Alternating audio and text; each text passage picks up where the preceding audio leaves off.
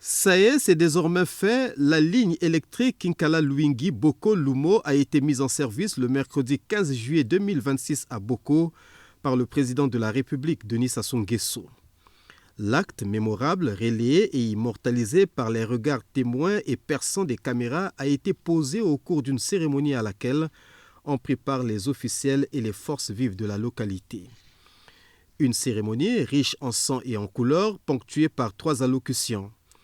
S'exprimant le premier, le préfet du département du Poul a salué la matérialisation de la promesse présidentielle et le maintien de la paix, étape décisive, a déclaré Jules Monkala-Ntsoumou dans le développement du dit département. Grâce à la paix retrouvée, notre patrimoine commun, le développement peut désormais prendre toute sa place.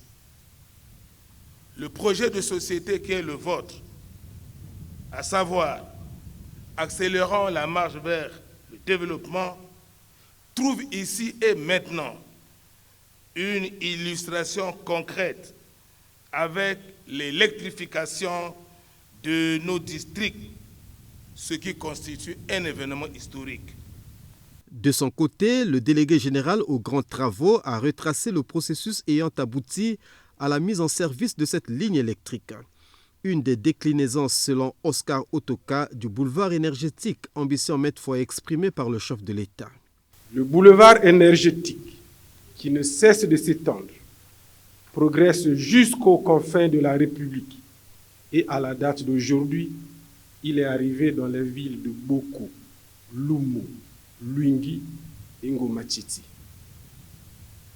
Au départ de la centrale thermique de la ville de Kinkala, une ligne électrique aérienne moyenne tension de 30 kV, connectée à la ligne très haute tension desservant la ville de Mindouli, a été construite par la Société Énergie électrique du Congo sur un linéaire environ de 60 km, adossé à la route départementale numéro 14 qui aborde le légendaire pont sur la Foulakari, route bitumée qui lui sert d'office de voie de service, passant par les localités de Luigi et Voka, point de désert intermédiaire avant d'atteindre la ville de Boko.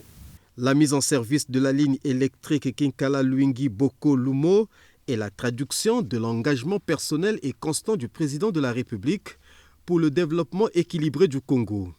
La célébration d'une vision qui, les jours passants, devient réalité, s'est félicité Bruno Jean-Richard Itoie, ministre de l'Énergie et de l'Hydraulique, avant d'en appeler à la conscience des populations.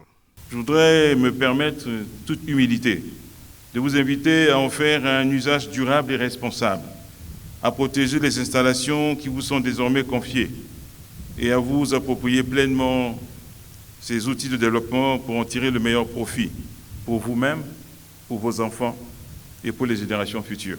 Un rituel de bénédiction pratiqué par les notables de Boko a aussi marqué cette cérémonie avant le bain de foule en l'honneur du président de la République.